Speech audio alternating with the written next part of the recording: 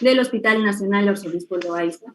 Hoy tenemos el gusto de contar con un oftalmólogo de gran prestigio, el doctor Ocampo Domínguez, que es oftalmólogo y retinólogo de la Universidad del Valle, Cali, Colombia. Es profesor de retina y trauma ocular en la Universidad del Valle, Cali, Colombia. Es director del Fellow de Trauma Ocular en la Universidad Valle, Cali, Colombia. Expresidente de la Asociación Panamericana de Trauma Ocular. Expresidente de la Asociación Colombiana de Retina y Vitrio. Y miembro de la Sociedad Internacional de Trauma Ocular, quien el día de hoy y el día de mañana va a realizar 3 temas. Primero va a ser manejo primario del trauma ocular, suturas corneoesclerales y importancia de la vitrectomía temprana. Le doy la bienvenida al doctor Ocampos, le agradezco el haber aceptado nuestra invitación por parte de todo el servicio de oftalmología. Disculpe que estoy algo me agitada. Voy a dejar... Le vuelvo a recalcar el agradecimiento. Las preguntas serán resueltas al final de la ponencia. Doctor, adelante, puede comenzar. Bueno, Vanessa, muchísimas gracias. Muchas gracias a Willy por la gentil invitación. Es un honor para mí poder acompañarlos el día de hoy. Voy a compartir pantalla para empezar la primera presentación. Permítame un momento, yo me organizo por aquí.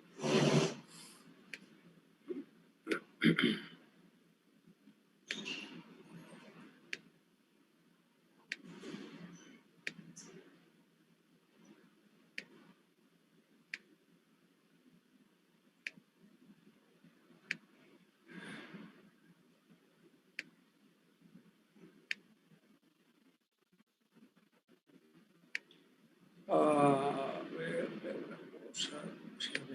Aquí. Espérate un momentico, voy a pararla, voy a hacer otra cosa. Ok, doctor.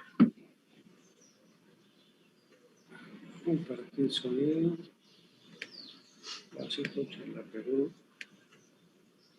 Ahí se está viendo, ¿verdad? Sí, Hugo, perfecto. Muy bien, perfecto.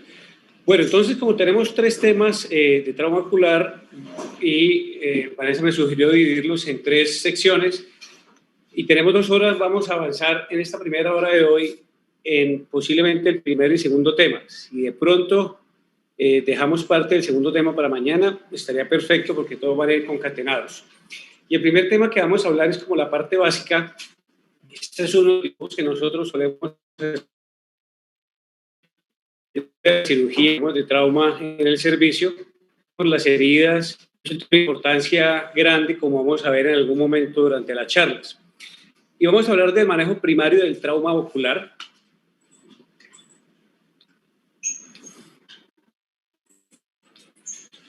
Mi nombre es Hugo Campo, trabajo aquí en Cali, Colombia, con la Universidad del Valle y tengo la práctica privada en la Clínica de Oftalmología de Cali.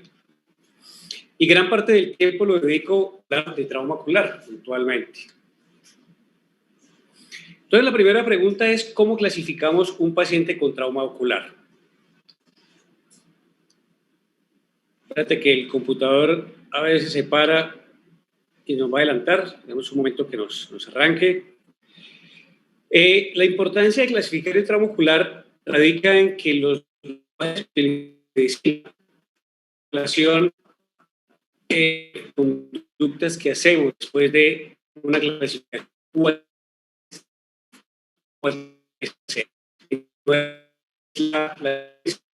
y como todo tenemos doctor, disculpe que lo interrumpa. Se está escuchando medio popular. Voy a dar mis datos. Un momento, por favor. A ver. Si esto mejora.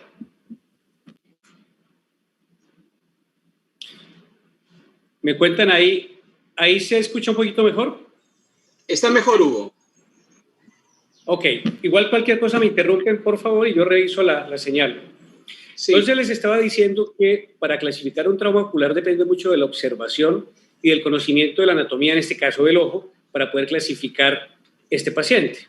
De tal forma que tenemos en este momento, gracias a alguien que vamos a mencionar más adelante, una unificación en términos de concepto. Hasta hace poco realmente había una confusión muy grande entre un trauma penetrante era igual a trauma abierto, un contuso era igual a un estallido, una doble perforante existía o no como clasificación, y todas estas confusiones hacían que la gente no hablara el mismo lenguaje en ambos lados o en todos los lados donde llegaban pacientes con trauma ocular. Disculpe que lo vuelva a interrumpir, pero ya no se está compartiendo su presentación. Esto cambió con esta persona que vemos acá. Hugo, perdón, no se ve tu pantalla. Ah, perdóname. Yo veo cómo estamos acá. Compartir. Claro. ¿Ahí ya se está viendo? Sí.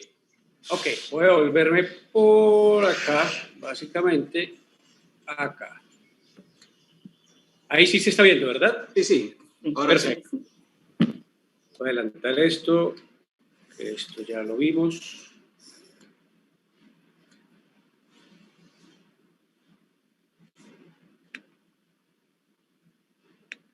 Espérate que ahora ya es problema de mi computador. Ya. Entonces decíamos que había una confusión muy grande hasta hace relativamente muy poco en términos de la forma en cómo mencionábamos o clasificábamos un paciente con un trauma ocular. Y había servicios donde penetrante era igual a abierto, contuso significaba estallido, existía el término doble perforante, y doble perforante era aceptado sí o no. Es decir, existía una torre de Babel en términos de la clasificación de trauma ocular. Y esto lo vino a mejorar una persona que se sentó y dijo, vamos a ponerle orden a esta situación de la clasificación, porque de la forma como yo clasifique un trauma ocular, va a ser manejado igual en diferentes. Y esta persona es este señor que vemos acá, que se llama Ferenc Kuhn. Ferenc Kuhn es alguien muy importante en la oftalmología mundial actual y sobre todo en trauma ocular. Y creó, entre muchas otras cosas, el BET, que es el Birmingham Eye Trauma Terminology, y fue la persona que antes de Ferenc nos movíamos en un mundo bastante complejo y confuso en términos de la forma en clasificar un trauma, y después de Ferenc la cosa cambió. Para quien no lo conoce, que creo que mucha gente lo debe conocer, Ferenc Kuhn es uno de los más grandes oftalmólogos vivos en el mundo y fue una persona que se dedicó a trabajar en trauma ocular y a clasificar la terminología de trauma ocular. Entre otras cosas, por ejemplo, fue la primera persona que publicó la importancia de pelar la limitante interna en cirugías de retina. Fue la persona que cambió el concepto del manejo de la endoftalmitis y le dio vuelta al tristemente conocido estudio del EBS, del Endophthalmology Vitrectomy Study, porque las conclusiones son terribles y Ferenc fue el que dijo, esto no se maneja de esta forma. Entonces, este es Ferenc Kuhn, es una persona que transhuma entre América y Europa, dando conferencias todo el tiempo, operando en todo lado y enseñando sobre todo trauma ocular. Y hay unos conceptos importantes que tenemos nosotros que definir, en trauma. Uno de los más frecuentes que tenemos nosotros acá es trauma contuso. Cuando tenemos golpes, por ejemplo, con una pelota, vamos a tener complicaciones importantes a nivel del ojo y tenemos que pensar que hay 7 sitios en el ojo que van a producir sangrado. Y esos ifemas que nosotros vemos en estos pacientes secundarios a traumas contusos pueden ser por el esfínter, por la raíz del iris, por el ángulo, por el cuerpo ciliar, por la malla trabecular, por las ónulas o por la retina periférica. Es decir, cada vez que nosotros tenemos un paciente con un trauma contuso, con un batazo, con un puño, con un golpe y tiene ifema, tenemos que trasladar inmediatamente nuestra atención a cualquiera de estos sitios y empezar a revisar qué es lo que está pasando allá. Pero esta es como la parte más soft del trauma ocular. Y entonces Ferenc empezó a decir, vamos a clasificar esto de una forma muy sencilla. Y el trauma ocular se divide en 2 tipos de lesiones, trauma cerrado y trauma abierto. Y cada uno de ellos tiene su importancia en términos de los hallazgos que tenemos y las conductas que se hacen a partir de trauma ocular. Así como hay trauma contuso, podemos tener un trauma con herida, pero esa herida puede que no atraviese en la primera capa del ojo, entendiendo como la primera capa del ojo la córnea y o la esclera. Si yo tengo una herida con un elemento cortante, pero no me alcanza a atravesar el espesor total, sigue siendo un trauma cerrado porque no alcanza a haber una comunicación entre el medio interno del ojo y la parte externa. Y eso está dentro de trauma cerrado y se llama laceración lamelar. Pero existe el trauma abierto, que es cuando la herida me produce una comunicación entre el medio interno del ojo y el exterior. Y eso puede ser producido por objetos cortantes, pero también, como los traumas contusos, yo puedo tener un elemento romo que me golpee el ojo y si la fuerza de la energía cinética de este elemento es mayor que la fuerza tensil del ojo, el ojo se termina estallando y eso se convierte en un trauma abierto. Entonces, ahí es donde puede existir de pronto un poco la confusión en términos de pensar que solamente los elementos cortantes me producen traumas abiertos, lo cual no es cierto, y que los elementos contusos solamente producen traumas cerrados, lo cual tampoco es cierto, porque depende del resultado final que tengamos en el globo después del objeto que lesiona. De tal forma que tenemos entonces una subclasificación en cerrado y abierto dependiendo del compromiso de la pared externa del ojo. Y el trauma cerrado se divide en un trauma contuso y una laceración lamelar, que es la herida que no alcanza a producir una comunicación o un compromiso del espesor total de la primera capa del ojo.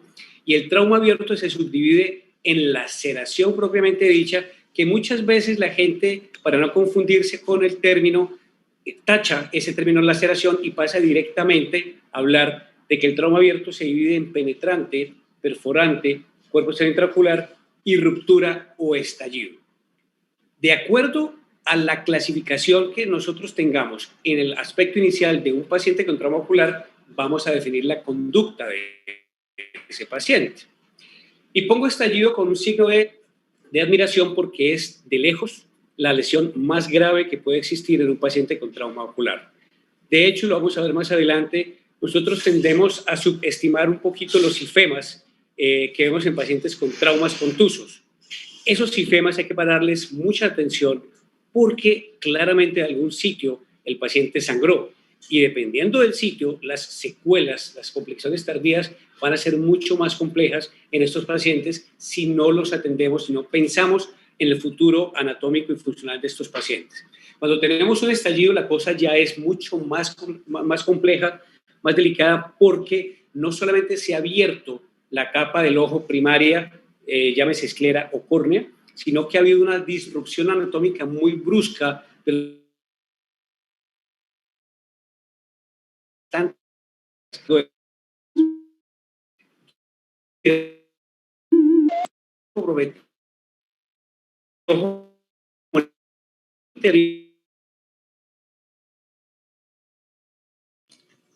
Hugo, te escuchamos entrecortado de nuevo.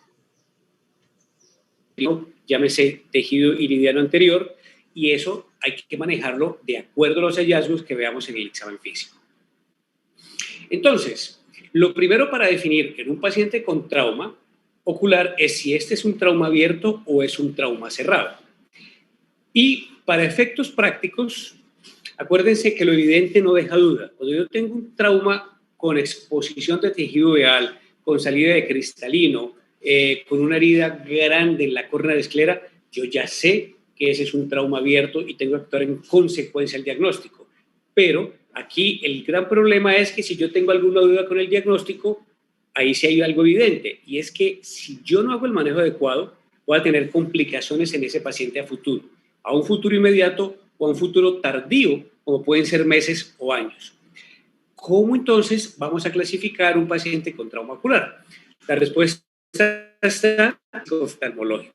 Uno tiene que ser un experto en el desarrollo y en el análisis del examen físico oftalmológico.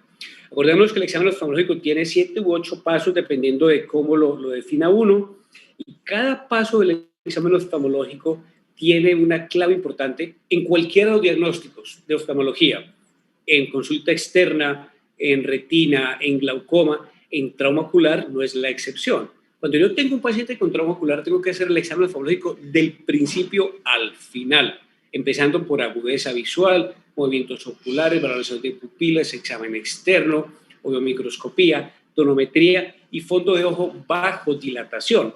Aquí insistimos mucho a los estudiantes, a los residentes, que todos los pacientes deben ser dilatados cuando me voy a meter a examinar un ojo de un paciente. Y eso no aplica solamente para oftalmología. La retina es la única zona del cuerpo que me permite ver la circulación en vivo de un paciente. Y tengo la posibilidad de examinar en vivo cómo tiene un paciente la parte circulatoria. Un paciente diabético que no se dilata en consulta externa de medicina interna, de un rural, de un médico familiar, de un médico general, es un examen totalmente incompleto porque yo no estoy viendo la parte para ese paciente diabético más importante, que es cómo está su circulación.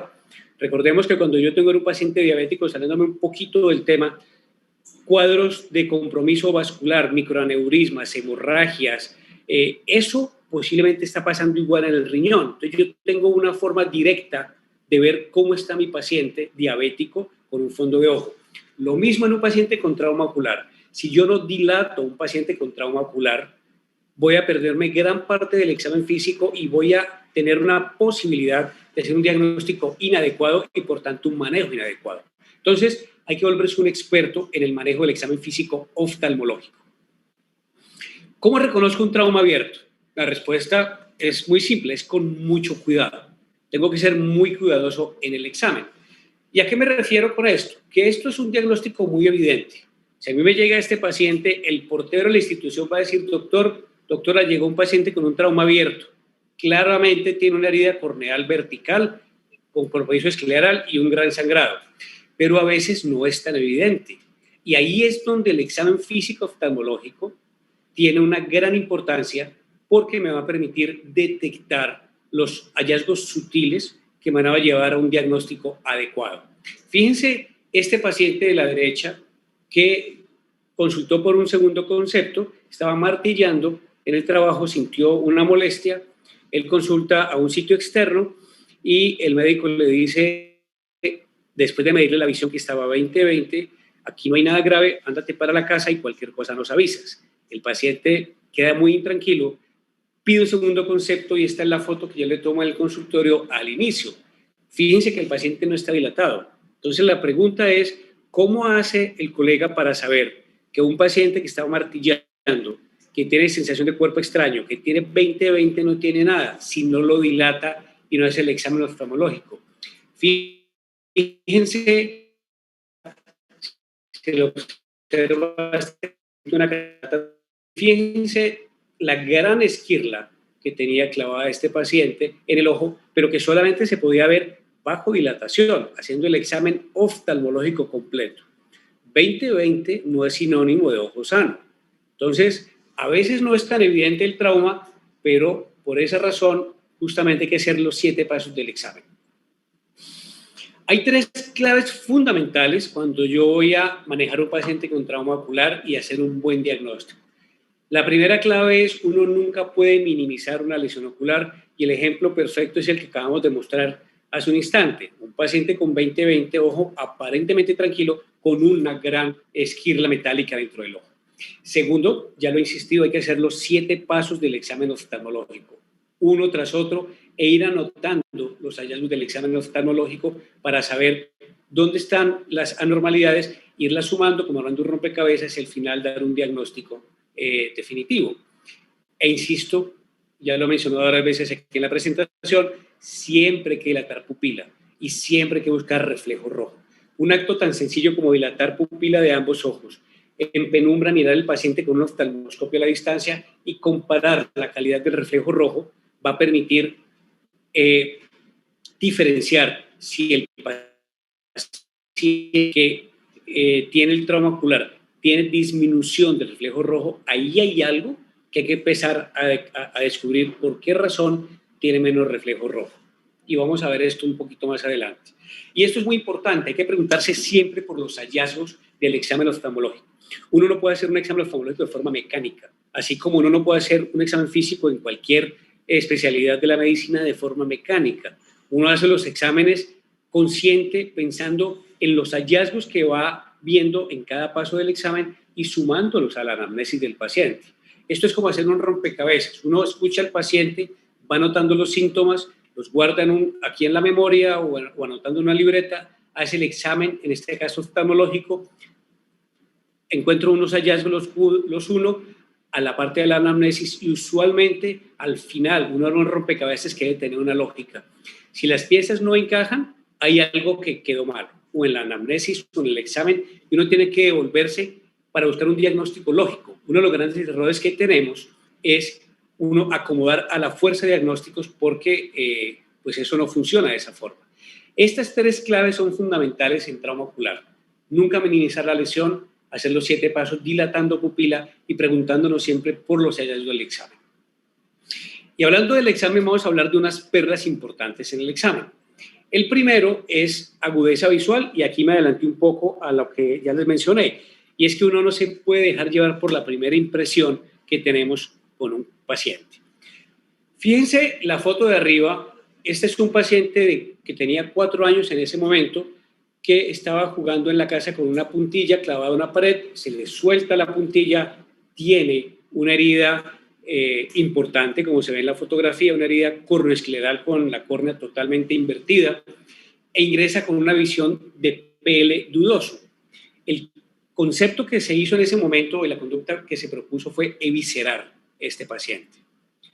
El resultado final de este paciente fue 20/150 después de varias cirugías, pero uno no puede dejarse llevar por la primera impresión, porque justamente en trauma ocular lo que buscamos es reparar ojos, no entrar a sacar ojos.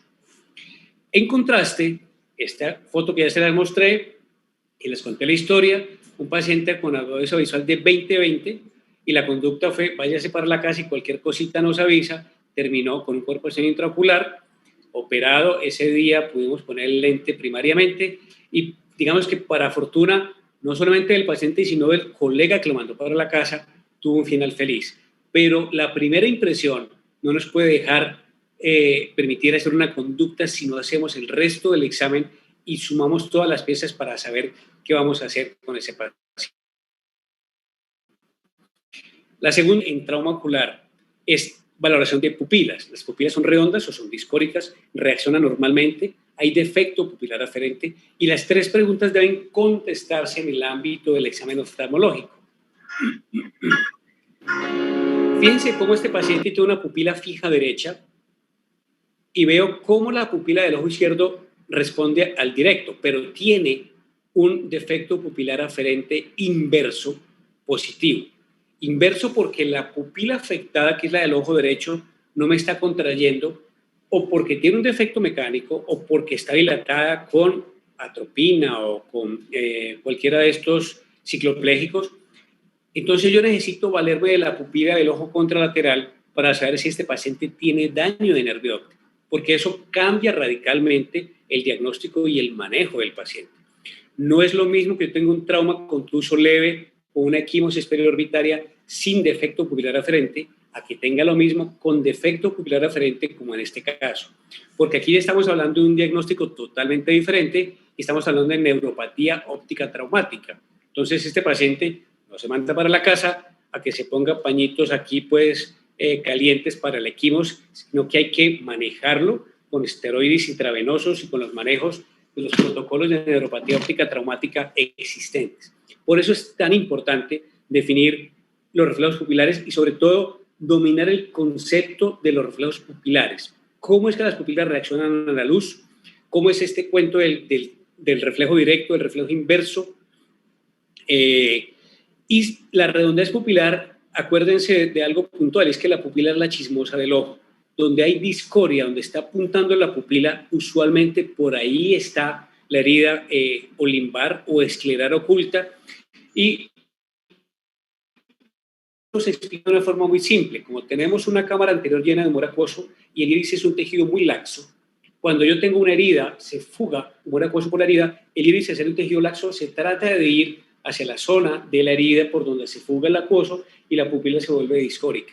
Por esa razón, donde vemos la punta de la pupila, nos está diciendo por aquí está la herida, búsqueme por acá la herida, por aquí está la lesión que hay que suturar. Entonces acuérdense, redondez pupilar, reflejos pupilares y la dominancia del defecto pupilar aferente. En el examen externo o la biomicroscopía, dependiendo de qué tengamos a mano, hay que guardar un orden de examen. Es muy importante adquirir una rutina del orden de examen. ¿Por qué? Porque uno, si tiene una rutina, evita omitir partes del examen. Entonces, aquí tenemos un dibujo de un ojito y es procurar empezar de adelante hacia atrás. Córnea, cámara anterior, iris, cristalino, esclera y músculos extraoculares. Si yo abro un ojo como en esta parte, pues voy a empezar a buscar el vítreo y la retina con la fundoscopia y para eso necesito, insisto, dilatar la pupila.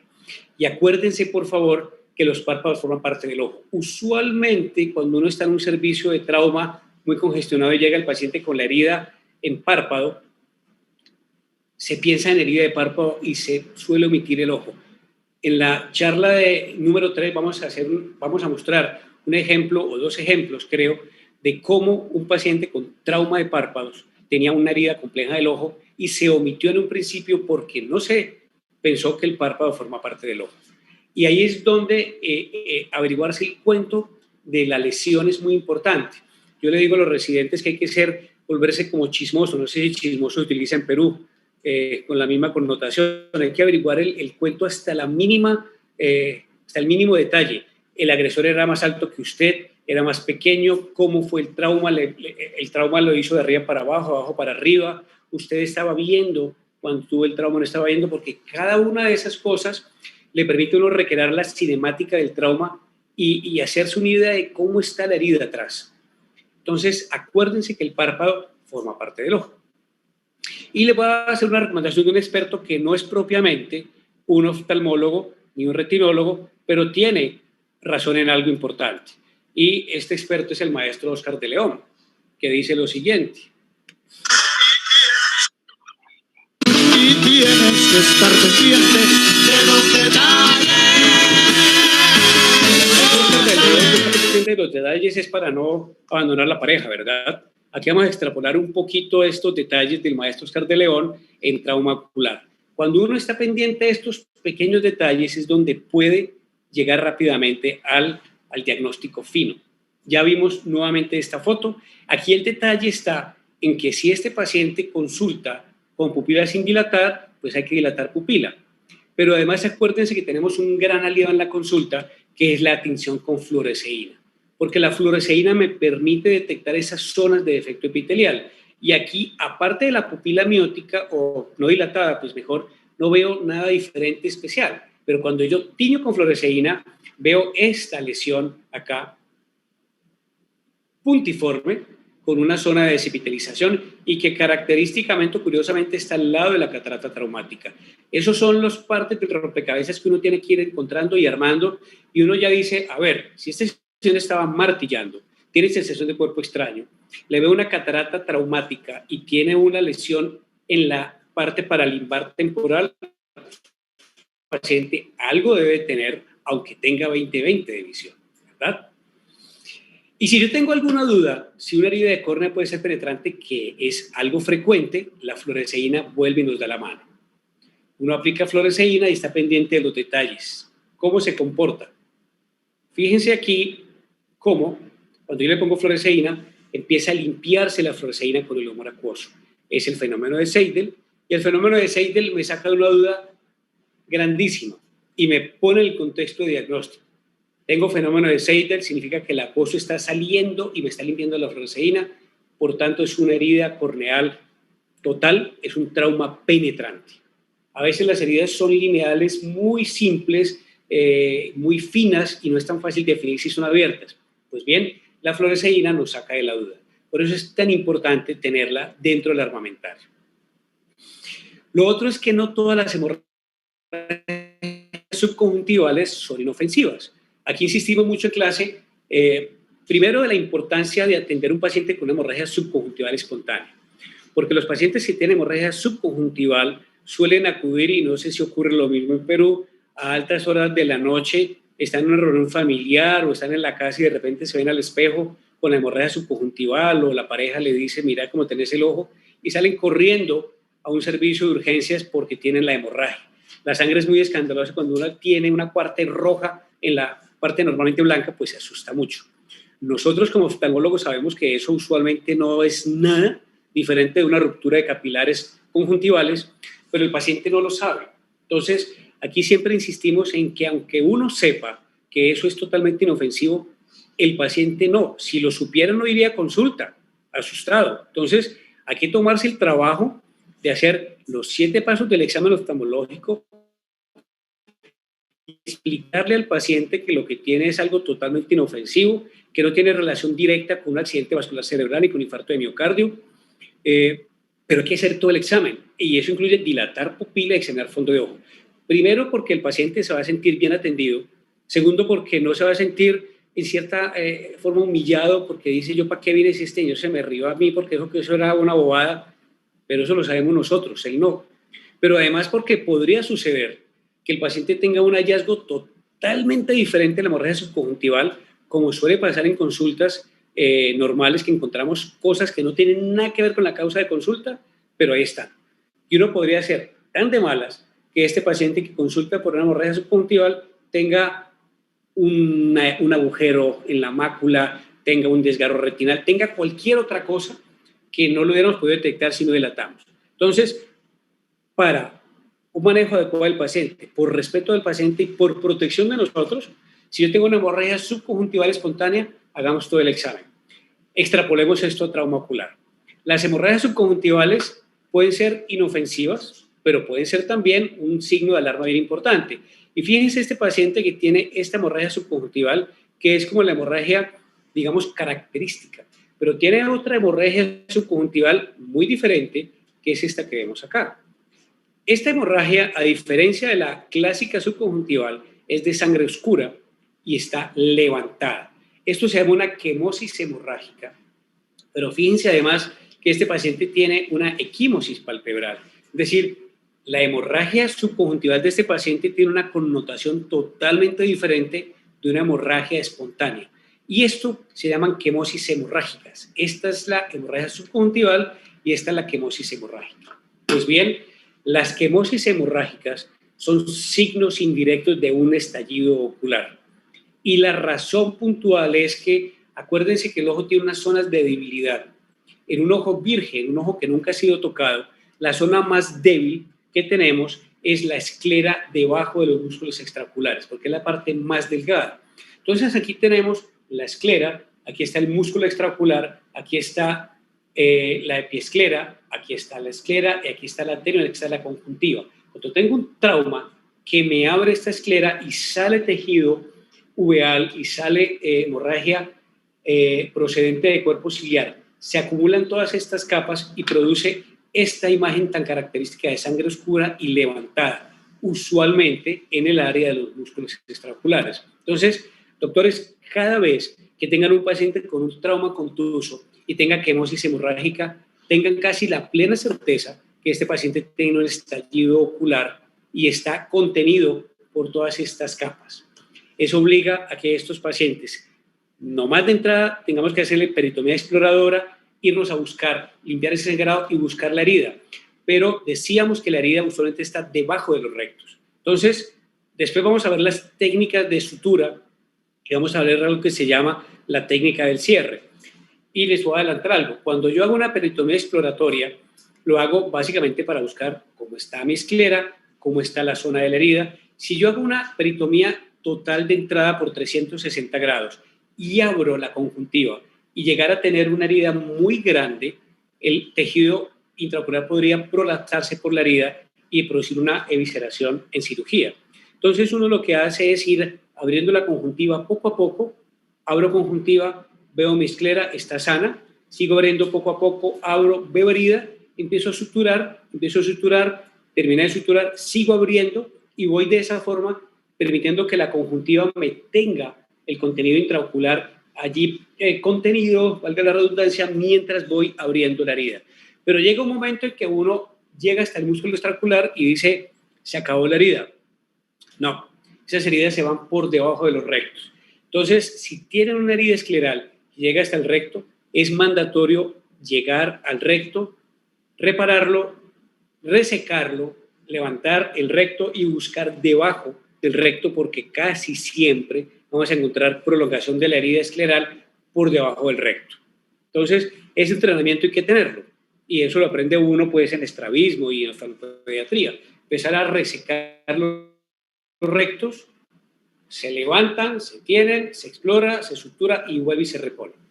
Quemosis hemorrágica es un signo. Perdón. ¿Sí? Se ha quedado congelado, me parece, en la diapositiva de la hemorragia. ¿Estás continuando con otras diapositivas? ¿O? Sí. Sí, no, ahí sigo todavía hablando, pero quisiera saber hasta cuánto escucharon. ¿Hasta cuándo se ahorita, el audio ha estado bien, lo que no podía era las imágenes, me parece. No, sí, sigo aquí en la fotico de la quemosis hemorrágica. Entonces, esto es muy importante tenerlo en cuenta. Cuando tengo una quemosis hemorrágica, debo pensar que hay un estallido ocular. Y sobre todo, si el paciente se acompaña de equimosis palpebral, tengan casi la certeza que allí tenemos un estallido. Y acuérdense que es un mecanismo de trauma cerrado, pero se convierte en un trauma abierto al estallarse. La quinta perla en el examen oftalmológico para trauma es dilatar siempre y buscar reflejo rojo. Acuérdense que tenemos 4 medios transparentes. Tenemos la córnea, el humor acuoso, el cristalino, el vitrio y la retina pegada. El hecho que la luz atraviese todas las capas, pegue en la coroides y se devuelva es que me permite tener esta imagen de reflejo rojo. Cuando yo hago el reflejo rojo y me sale positivo, tengo la certeza que todo eso está normal.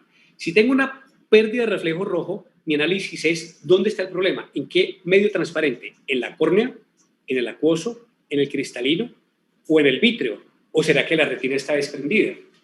Y eso se hace de una forma muy sencilla. Cuando yo tengo a mi paciente en lámpara de hendidura o con un oftalmoscopio en un +15, por ejemplo, y yo puedo ver mi iris, mi pupila, es porque la córnea está transparente, claramente. Ahí ya se cerró la imagen, voy a seguir hablando acá. La córnea está transparente. Si yo puedo ver el iris, es porque la córnea y el acuoso están transparentes. Entonces, mis 2 primeros medios transparentes, yo ya los descarté de plano como posible pérdida de reflejo rojo. Me queda cristalino y me queda humor vítreo. Acuérdense que el cristalino es un cuerpo sólido y el vitrio es un gel. Entonces, si yo estoy viendo mi paciente con el oftalmoscopio usando el reflejo rojo y veo la opacidad, yo le pido al paciente, sin dejar de mirar su reflejo rojo, que mire hacia arriba, ponga la mirada hacia arriba y mire hacia el frente. Si la imagen de opacidad... ¿Podrías volverlo a decir? Pero es que Siri me está aquí saboteando la charla, ¿ya? Si yo miro la opacidad y mira hacia arriba y vuelve a mirar hacia el frente y la opacidad es fija y se queda otra vez quieta, esa opacidad está en cristalino porque es un cuerpo sólido. Pero si el paciente al mirar de frente la opacidad tiene un post-movimiento, esa opacidad está en cuerpo vítreo. Entonces fíjense que no es tan complejo definir dónde está la opacidad de medios transparentes. Y con eso yo avanzo muchísimo en el plan de manejo que tengo con ese paciente. Ok, ahora yo hice mi examen oftalmológico y dije, este paciente tiene 2 posibilidades, o tiene un trauma abierto o tiene un trauma cerrado. Entonces, ¿cómo manejo un trauma abierto? Este es mamey para el cuerpo médico que no es oftalmólogo. Es decir, los médicos que están en servicios de urgencias no oftalmológicas, en un rural, en un internado, porque todo trauma abierto es quirúrgico. Yo no sé si en Perú pasa, pero aquí tenemos un gran problema y es que los pacientes todavía los siguen hospitalizando. Paciente con trauma abierto en un servicio general lo hospitaliza por 1 semana, le dan antibiótico y después de la semana en la ronda dicen, oiga, este paciente nada que mejora con el antibiótico, la herida, vamos a remitirlo. Vamos a ver en la última charla la gran importancia que tiene operar rápidamente un paciente con trauma abierto. Entonces, por favor, el mensaje no es para ustedes, porque ustedes son oftalmólogos, sino para que lo transmitan a los médicos generales y a los médicos especialistas no oftalmólogos que ven pacientes con trauma ocular en un sitio. Si usted le llegó un paciente con trauma abierto, remítalo inmediatamente. Por favor, que ese paciente es quirúrgico a la mayor brevedad. Ahora, el paseo es diferente si tengo un trauma contuso, ¿verdad? Porque si tengo un trauma cerrado, primero tengo que definir esto. estoy totalmente seguro que el trauma es cerrado. Es decir, no hay ninguna posibilidad que este paciente tenga un estallido y tenga por allá atrás un trauma abierto y yo lo estoy manejando como trauma cerrado. Y si estoy seguro que el trauma es cerrado y tengo ifema, por favor, nunca subestime un ifema. Cuando yo tengo un ifema en un paciente, significa que una de esas 7 zonas que estábamos hablando tuvo que ver no solamente la retina periférica, que nosotros como retinólogos pensamos, sino que hay otros sitios. Y otros sitios son varios sitios, pero hay de esos 3 que podemos evaluar con gonioscopios. El esfínter de la pupila, la raíz del iris y el ángulo lo podemos ver con gonioscopios, perdón. Y existe un concepto que hay que empezar a reevaluar, y es que cuando uno tiene un ifema le dicen, ojo, cuando usted tenga un ifema usted no puede tocar a ese paciente porque cuando usted le hace la depresión con el gonioscopio, con el lente de 3 espejos, usted va a aumentar el sangrado y se empeora. Lo cual es cierto si yo hago presión sobre el ojo con lentes, pero el lente de Posner es un lente muy valioso porque yo puedo ponerlo sin hacer presión sobre el globo y valoro las 4 cuadrantes de una vez y puedo ver las lesiones. Entonces, realmente no hay que esperar estos días para buscar dónde está el problema. Si yo tengo el entrenamiento suficiente para hacerlo con delicadeza y poner un Posner sin presionar el ojo. El punto es que uno no puede hacer presión para no aumentar, pero realmente no es que uno tenga que esperar todo ese tiempo. Tiene que esperar el tiempo si no tiene la habilidad suficiente para hacerlo sin presionar o no tengo un gonio como el de Posner que me permite hacer este tipo de maromas sin problemas. Entonces, el mensaje de salida de esta primera charla, y creo que lo he mostrado a lo largo de ella, es el ejercicio de la medicina consiste en armar rompecabezas. El paciente uno le cuenta una historia que son los síntomas que son subjetivos. Yo con mi examen oftalmológico, en este caso puntual, empiezo a trasladar todos esos síntomas en hallazgos.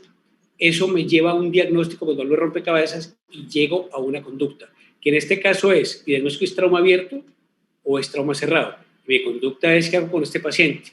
Lo opero, lo manejo. ¿Cómo le ofrezco la mejor alternativa a este paciente? Esta es una foto de Cartagena que algún día, espero muy pronto, vamos a estar de cuerpo presente dando presentaciones allá. Bueno, esta es mi primera presentación. Voy a dejar de compartir y escuchar comentarios mientras vamos para la segunda. Corazón. Tenemos 15 minutos. Pues Willy, no sé, tenemos 15 minutos. Yo les propongo, hagamos una sesión de preguntas y respuestas. Arrancamos con la segunda parte hasta que nos den las 8 y mañana seguimos con la parte que terminamos, ¿les parece? Bien, no sé si tenemos, creo que hay preguntas en el chat, Vanessa.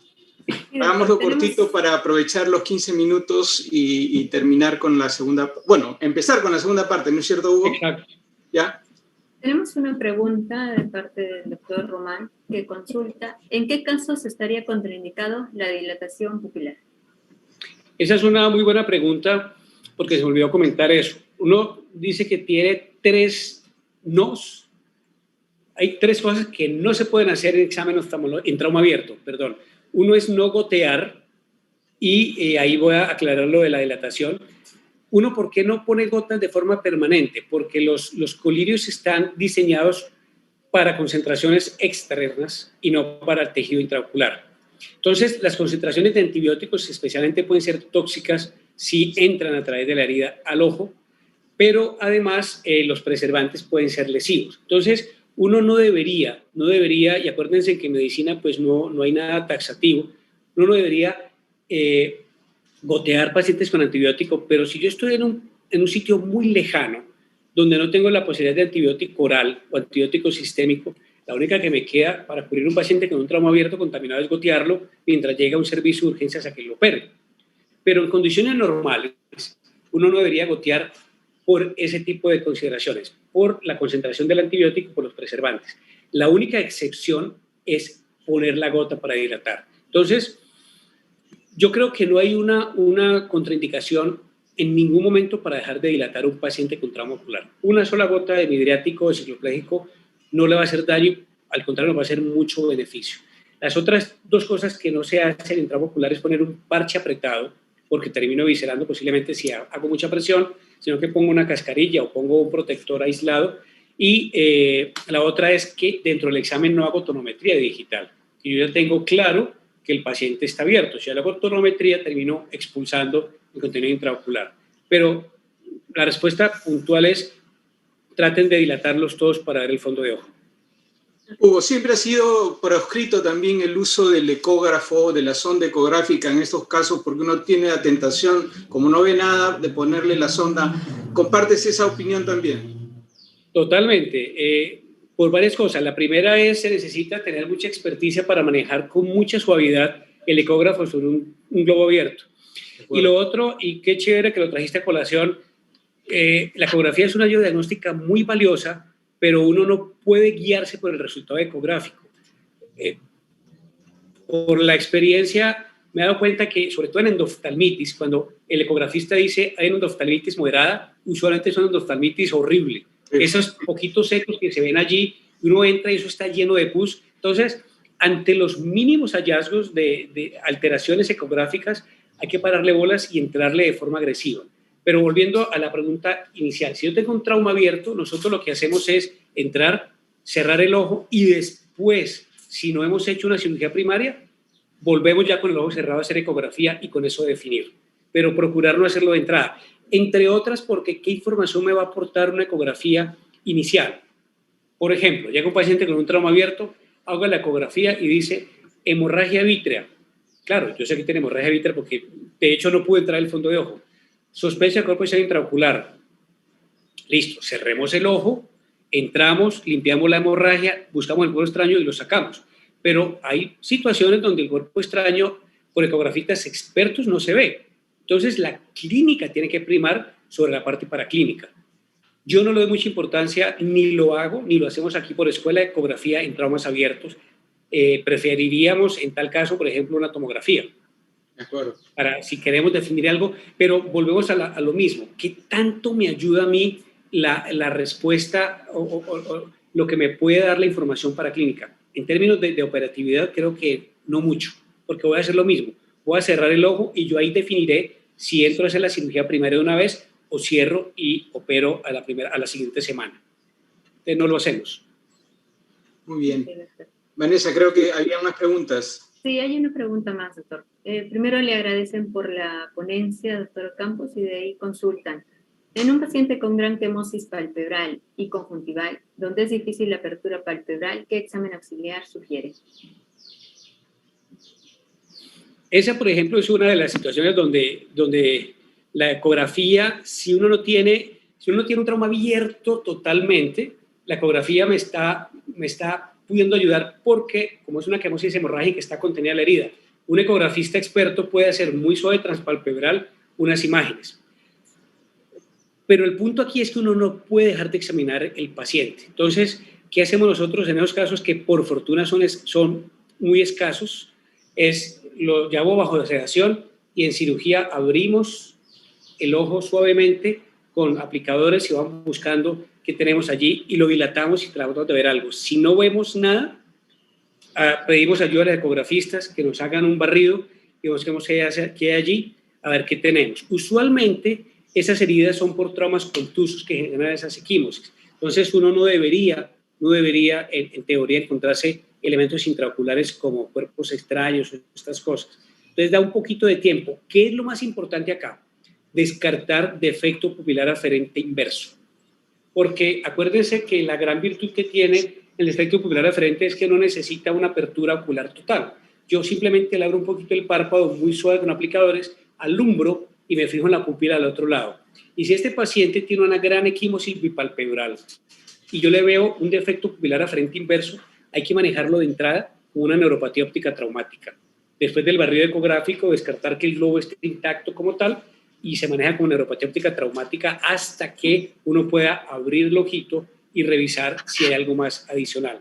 Porque cuando tengo estallidos, los ecografistas sí tienen signos clínicos que le dicen a uno, ojo, este ojo posiblemente está estallado, hay una pérdida del contorno de la esclera, de la redondez, hay alteraciones en la cavidad vítrea, hay pérdida de la continuidad, hay profundidad de la cámara y eso un ecografista nos va a decir, ojo, que aquí hay signos posiblemente de estallido ocular. Pero si tengo un defecto pupilar aferente inverso y tengo un globo en teoría íntegro, lo manejo con una terapia óptica traumática hasta que pueda desinflamarlo, pero no dejar de examinarlo. Ok, doctor. Bien. Bueno, hasta el momento esas eran las sí. preguntas. Tenemos 10 minutos, Hugo, no sé si quieres continuar con las preguntas Sí, o arranquemos continuar con... como quieran. Si quieren tenemos preguntas, arranquemos la segunda parte. ¿Qué posibilidad hay mañana que hagamos hora y media, Willy? ¿Muy complicado? No, no sé, porque sé que tienen otros tiempos. O si quieren arrancamos a las 7. ¿Muy peregrino arrancar a las 6:30? Sí. Es muy probable que sí. Vas a estar con los organizadores nomás, seguramente. Nosotros vamos a estar presentes, doctor, nada más. No, yo creo que se puede prolongar si es que tu tiempo lo permite. Mañana terminamos más tarde y no hay problema, ¿no? Sí, ahora yo averiguo ahora a qué hora entro a cirugía mañana y arrancamos a las 7 y posiblemente yo usualmente entro a cirugía 8:30, 9, o sea que si usted no tiene problema, porque entiendo que hay otros conferencistas en línea, pues da mucha pena ocupar el tiempo. Lo que podemos hacer es de pronto que yo me controle un poquito la labia y nos vamos al punto y revisamos los dos temas restantes. Nos quedan 5 minutos. Vamos a hacer una cosa. Voy a abrir la segunda. Espérate, yo cierro aquí. Y como para mostrarles de qué vamos a hablar mañana del segundo punto, charla 2. Okay. Mira, me la abro acá.